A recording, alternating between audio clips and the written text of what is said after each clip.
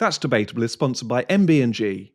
MB&G are specialists in the esoteric world of vehicle and furniture warranty insurance, delivering quite marvellous customer service, prompt claims payment, and a highly developed understanding of how to deliver these products in a way that is both compliant with the regulations and attractive to customers. To find out more, call Paul Smith, the Managing Director, on 07887 501 441. That's 07887 501 441.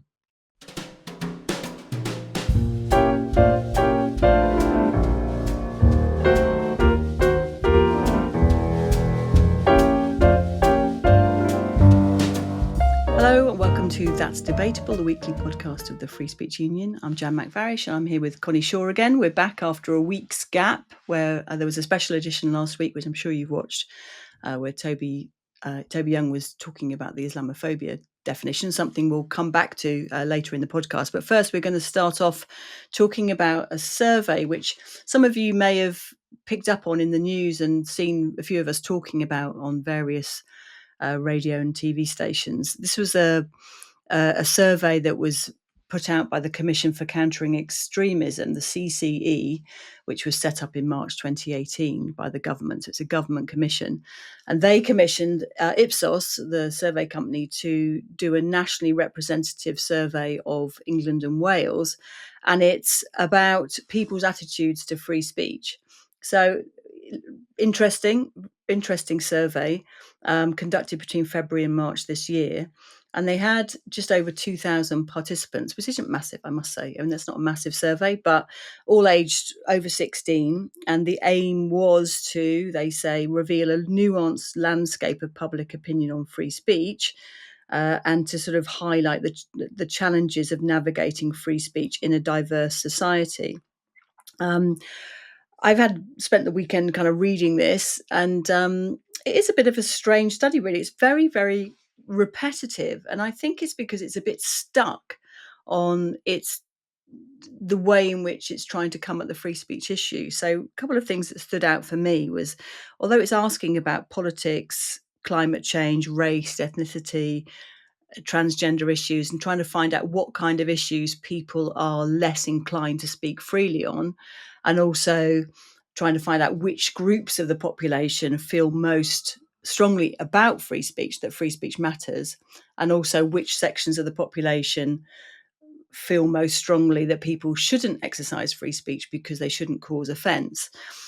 There's a funny kind of skew to the thing, which there's a few things I noted down. One is that it doesn't really ask why free speech matters to people. So it just asks people whether they are concerned about free speech, but it doesn't ask why they think it matters. And the other kind of poll that they're interested in is, so they're interested in the people that are most concerned about free speech being restricted, and who most feel that their free speech is restricted. And then the other poll is the section of the population who think that people should be more sensitive in speaking about certain issues. But with that poll of the people who think they should be more sensitive, they sort of flesh it out a little bit, and they say they equate that with people experiencing abuse and threats. So I find that quite interesting. So that you've kind of got this, I think, a survey that almost starts out trying to kind of identify these two poles of a spectrum and put them in conflict with each other. So you've got the people that are sensitive people, and then you've got the people who want to exercise their free speech. And I don't think that is how those are two kind of poles that clash in real life. Because I would say I'm a free speech absolutist. That doesn't mean I go around in my personal life seeking to cause offence to everybody, because I think it's so important that I should always get to say what I want to say. And conversely, people who think that there should be greater caution exercised around free speech when it comes to, say, matters of immigration or religion, may well also decide to withhold their views on other issues like gay marriage or something else. So the idea that there's these kind of solid blocks of people, which is what the surveys kind of produced, who are somehow diametrically opposed to one another, I don't really think things are like that. So overall, it kind of says, oh, people, free speech is pretty highly valued by the British population, but not more than other issues. So the NHS is more of an issue for people, and actually more people are concerned about not causing offence than are concerned about free speech. But again, unless you dig into what free speech is and what it means to people, do they think it matters for democracy, or is it just that they want to mouth off? You would think from this survey that people just want to mouth off. That's why they want free speech. They want free speech for them. Except that when they ask people about free speech and whether they're consistent about it, the people who are most concerned about free speech are actually quite consistent. They think that far left views and far right views should also be given free speech, whereas the general population are more concerned about the expression of far right views and think that those shouldn't be given free expression, whereas far left views should be. So there's a kind of greater consistency amongst the free speech fans, if you like, than amongst the general population. So, I mean, some of the stats. So 44% of people think that free speech has the right level of protection. 19% think that it has too much protection. So actually, there's a lot of people who don't think there's enough. So 33%, a third of the population of this survey think that there's not enough protection for free speech. So although the report sort of says, oh, well, other issues are more important and free speech is not under immediate threat, that's what people think, actually 33% think it's not protected enough. So if you think that free speech is a fundamental value for democracy, which democracy isn't used, I don't think, at any point in the report, then that's a lot of the population who think that something really fundamental is not being protected enough. It says that 59% think that people are not sufficiently protected from threats and abuse. Now, the implication there is that free speech is the same as threats and abuse, and that people being offended by free speech is equivalent to threats and abuse. Now, I think there's a massive difference between people being offended by an opinion and somebody actually hurling threats and abuse at somebody. So there's a funny kind of lumping together. There's a siding with the sensitivities that is unequal compared to the free speech side of it. Yeah, some of that confused me because, as far as I was aware, it was a report on free speech. But one of the stats that stood out to me the most was, well, they spoke about whether the public think that there are certain protections for specific groups of people based on discrimination. And so they said a clear majority feels that men currently have the right amount of protection from discrimination, but that's still only 61%. So yes, it is like numerically a clear majority. And a lot of people still think that men don't have enough protection. So on one hand, where you could see it feels like they're pitting people against one another in some places. In some ways, with that stat, I'm surprised that instead of saying 39% of people think that men don't have enough rights or protection from discrimination, they've gone with actually the vast majority of people think they do. But that number is only 61%, which I think is quite low. Yes, I think this goes all the way through. There's a kind of smoothing out of some Yeah. things, smoothing out by saying, well, most people think this, and actually it's only just a majority, if that. Yeah. But then on the other hand, saying, well, there's this kind of group, which is men over 55 who are white, British, and they say Christian, which obviously it can just mean somebody just was born in. They just see by default they're Christian, they're British or English or Welsh in this case. And that group is the group that there's most sort of talked about. And funnily enough, it's talked about most by the report itself. So, and twice in the report, and actually the very last point is that this group of people are the ones that the Commission for Countering Extremism should be most interested in. So the implication is that these guys are the problem. And it wasn't until I got to the end and read that as the final concluding comment that I then went back and read it again and realised it also occurs further up the report, which is that, it's this idea that I'll read it. It says, this group of the males over 55 whites Christians are kind of identified by other views they may have. So they're kind of categorized by the fact that they are the people that are most concerned with the pace of change. Yeah. Now, that's a very funny category for people, because which change? Which change? It's that, oh, we want our country back kind of caricature. And then everybody else is just moving forwards in a relaxed kind of way. And then there's these guys that are just left behind in And a it's resentful funny. mess. It's also strange that they make that specific point when one of the other concerning statistics made well, this specific statistic didn't make the headline, but there was headlines about people feeling like Islam's the only religion that people feel has too much protection and that they can't speak about. 39% of people think it has too much protection, 18% think it's protected too little. But then the report says this is a much sharper distinction among Muslims. 59% think Islam is not protected enough versus 18% overall. Now, if that stat is accurate, and like you say, 2,000 people isn't actually that many, and they, like you say, the proportion of Muslims is far higher than it's disproportionately overrepresented based on the actual makeup of the population.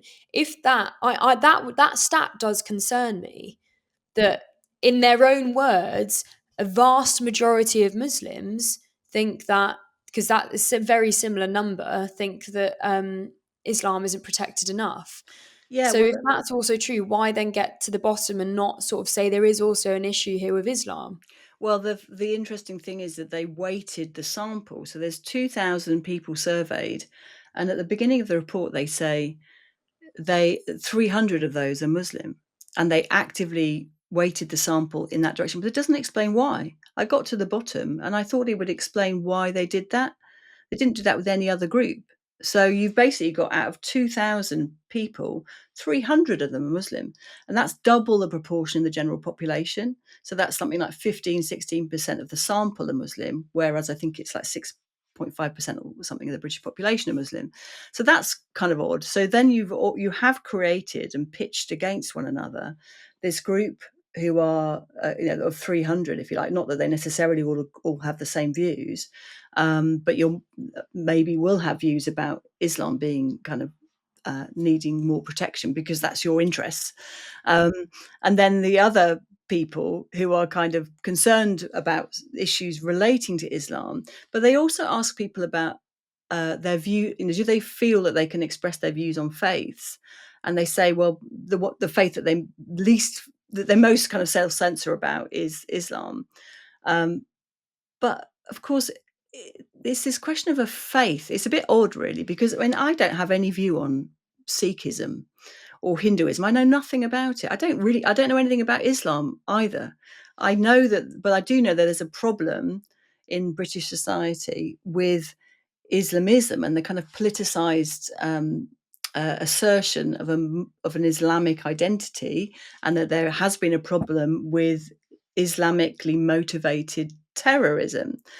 Now, that isn't the same thing as necessarily thinking. I know a lot of people do think, oh, there's a problem at the heart of Islam, and they think they know all about it, and maybe some of them do, a lot of them don't. But there's clearly something very different about what Islam means in British society and elsewhere compared to what Sikhism means or Hinduism means. And that's because of the way in which it's become a kind of a politicized issue, both in terms of the assertion of an Islamic identity that needs greater protection and is somehow more vulnerable than other ones by certain Muslim groups themselves, but then also under the kind of multicultural framework, the idea that Muslims are in need of greater protection and that the state is going to act on that kind of motive as well. So that's what Mm. presumably people want to talk about. Well, yes, I was wondering how the exact question put to people, was it made clear that they were specifically asking about the religious ideas, or were they talking about the Islamic community? Well, no, it wasn't. It was And about religious ideas, but of course, I mean, but that's a bit of even a so, when people are answering that question, if it wasn't, that's why I would be interested to see exactly how the question was asked, because that can really change the way that, in the census as well, we know that the way that the questions are asked often changes the way that people answer. So I do wonder how much it was stressed that we're not talking about whether there's discrimination on the basis of protected characteristics. We're talking about the religious ideas, because if that was made very clear, I still think that 59% of 300 Muslims is, if that is representative, because it has to be representative somehow.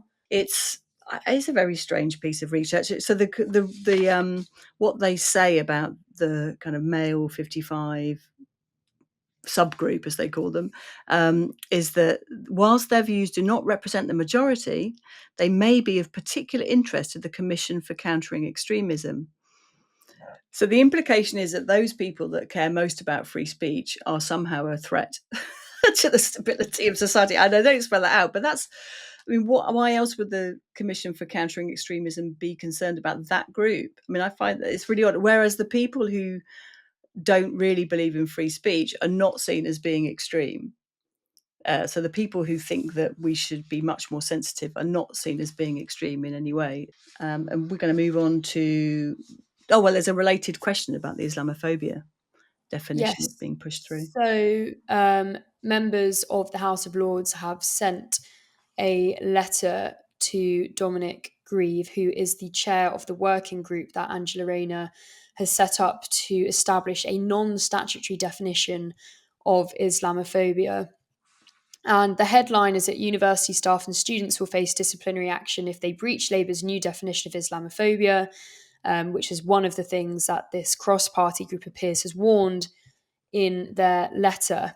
So the letter has been published publicly, and it's off the back of a meeting that was held by Dominic Grieve in a committee room where peers were invited to go and ask questions about the working group. Obviously, again, that's off the back of the fact that there has been a lot of media around what's actually going on, the fact that originally it was made very clear that this was meant to be kept basically a secret from the public, that there wasn't meant to be public consultation on this definition and how it was being established. They've got various questions that they've posed. The first one being, is this a working group or a commission? Because at the meeting, it seems that members on this group, working group or a commission, were contradicting each other, because a working group is very different to a commission. A working group is like a informal sort of gathering of experts to decide, to sort of come up with something, where a commission is sort of a formally established, commissioned by someone. And it seems that that was not very clear. Again, this idea that it's a non-statutory definition, if it's going to be non-statutory, does that mean it's not going to have any effect on policy? But also, we've seen in the past that the 2018 APPG definition was also non-statutory, but that has had a real effect on free speech, such as Trevor Phillips being suspended from the Labour Party, councils adopting it, people getting in trouble there. Again, the fact that the advice should be made public, the fact that in the terms of reference, it was very clear that this was meant to be kept sort of under wraps.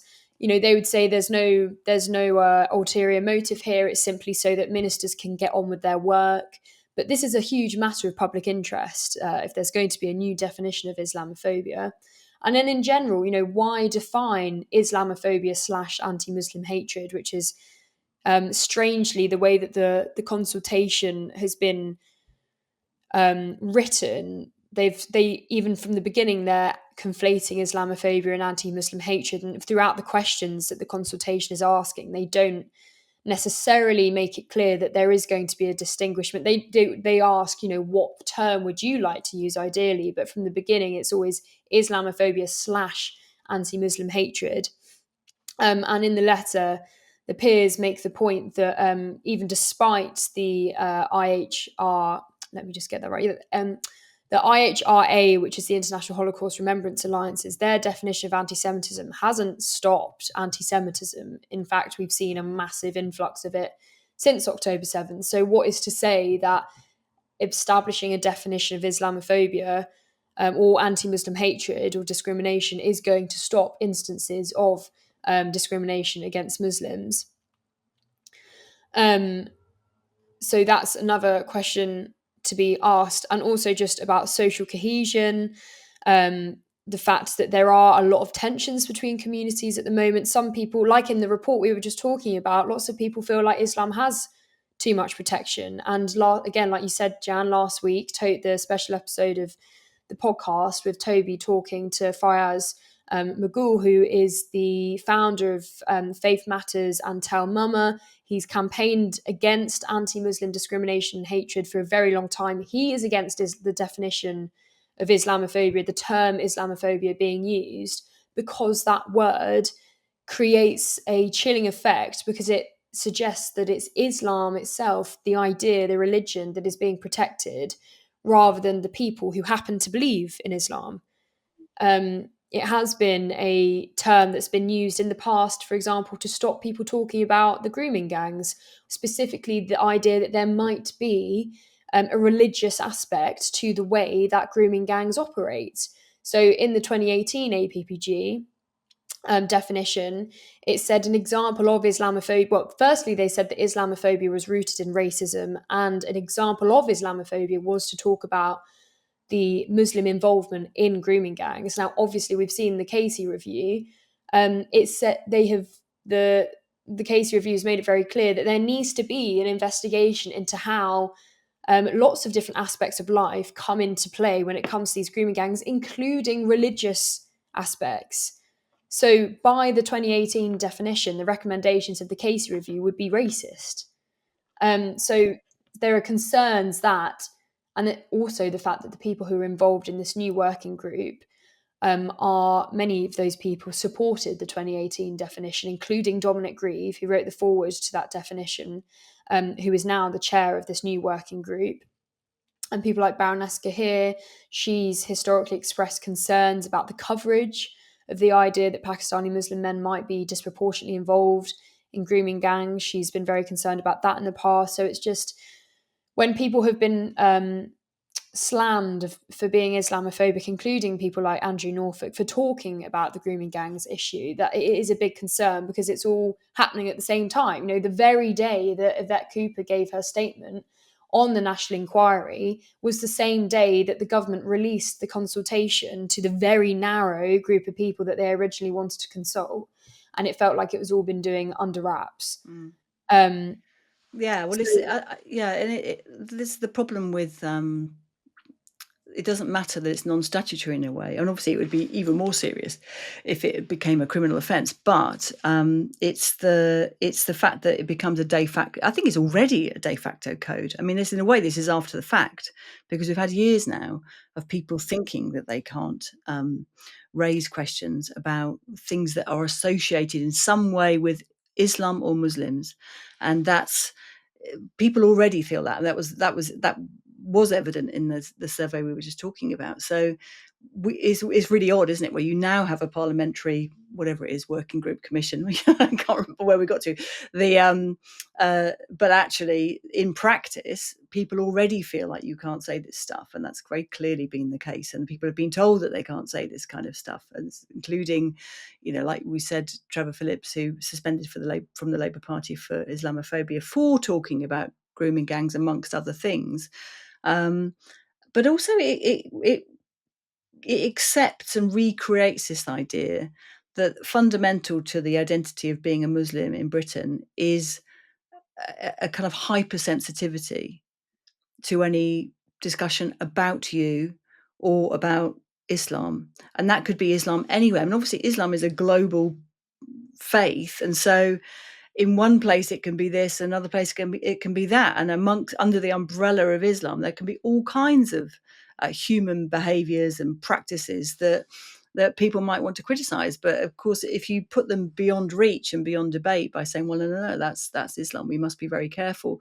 And also the reason we must be careful is because we're frightened that Muslims will hurt us as a result, because that's the other thing. There's two sides to it, isn't it? One is the idea that Muslims are very sensitive and we mustn't offend them because somehow it's more important to them than anybody else that their faith is not kind of ridiculed or questioned or insulted in any way.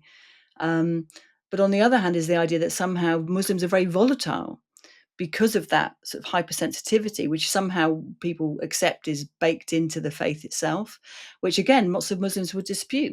So there will be lots of Muslims who will say, well, it's only recently that they've said that you can't represent the Prophet Muhammad, for example, pictorially.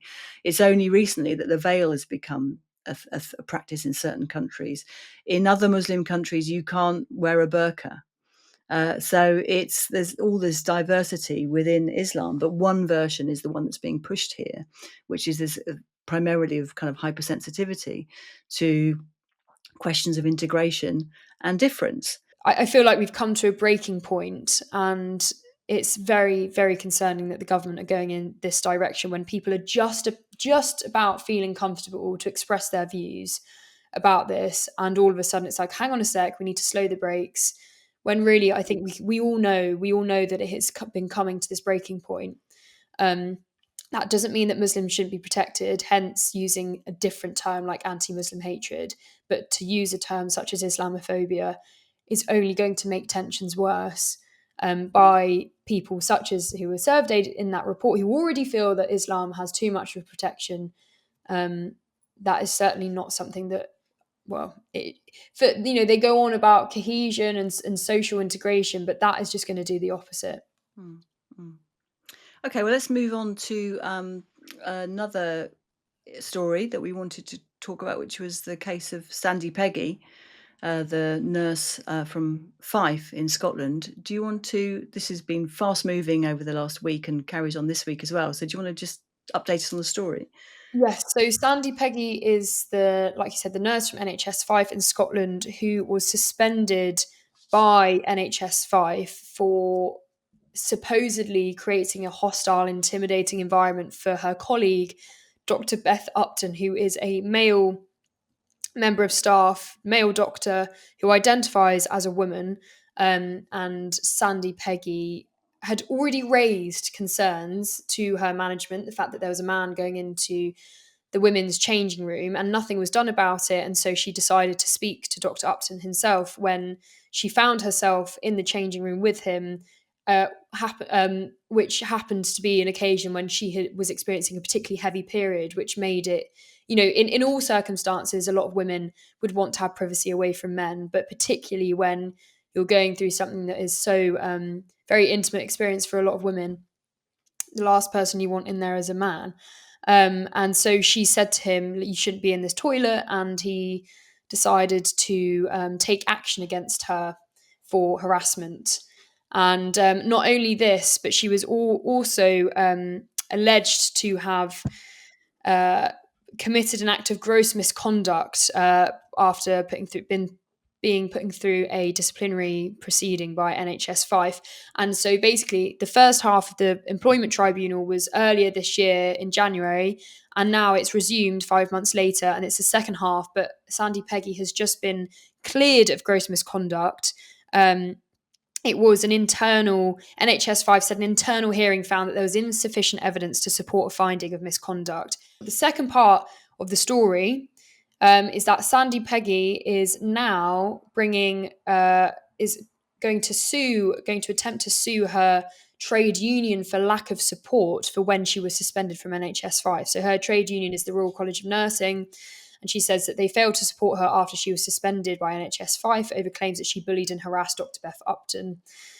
And that's relevant to our report that we've had come out recently about trade unions, about how there is an ideological stance, about how they are pushing basically the opinions of the lanyard class, that there is a requirement for all members of a union to sign up to certain ideological stances, such as, for example, the idea that gender identity should take precedent over biological sex. And so it will be very interesting to see what happens here, whether Sandy will have success and if she does win, it will make it very clear to other unions, hopefully, that they cannot pick and choose which one of their members they support based on whether someone complies or agrees with certain ideological stances that the union may adopt. Yes, well, and we had so the report was launched at an event we did last Monday, in London, and it was online as well. We had quite a lot of people joining online, but the video is now up on YouTube. So we had a panel where we had Lord Maurice Glassman speaking, who is the kind of architect of Blue Labour, very outspoken Labour peer. Paul Embry, the fire brigade firefighter and trade unionist, who was disciplined by his own union for supporting Brexit, basically. He joined us online. And then John Armstrong, Dr. John Armstrong, the academic from King's, who's been very outspoken in a very witty way about DEI initiatives within academia and the way in which this kind of bureaucratic layer has been inserted into academic life. And he's very good at kind of ridiculing the types of idiocy that then kind of ensues. So some of the cases in the report are really shocking, where unions themselves have gone after their own members because of an opinion or a question raised about policy by those members, and they've actually reported them to management and then sort of done a joint pursuit of the member. It really, really extraordinary. And that, like you say, that kind of sort of mindless ideological capture that's happened. So a lot of the examples in the report are in education, higher education in particular, but actually you can see, if Sandy Peggy suing the Royal College of Nursing, in a way it's even more concerning, I think, because if academia can be captured by daft ideas, and that isn't particularly surprising, but when something like nursing, and I know people who have left the BMA, British Medical Association, for similar reasons, by the fact that kind of an activist stream has sort of managed to gain influence in these organisations and won over the medical profession to some really daft anti-medical ideas. And so it's interesting that that's what Sandy Peggy is going to be doing next,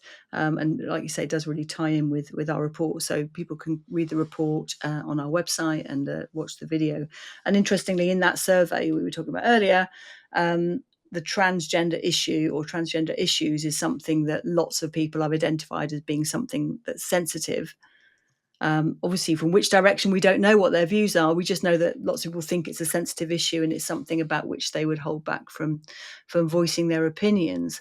And that there are these areas of life that are really novel and that are about a rapid pace of change that people might want to respond to or try to understand, and yet they've already, before the change has even kind of fully taken hold, have absorbed the idea that they mustn't actually raise questions about these things. So that's a really awful combination, isn't it, where people can't try to make sense of the world around them, and the way in which it's changing, or the way in which institutions that govern us are telling us that the world has changed and we need to get up to speed in very unforgiving kind of terms, which I think is the way a lot of us experience these things. So good luck, I guess, to Sandy Peggy in the next stage of her employment tribunal, where the kind of free speech aspect really comes to the fore of, are you allowed to ask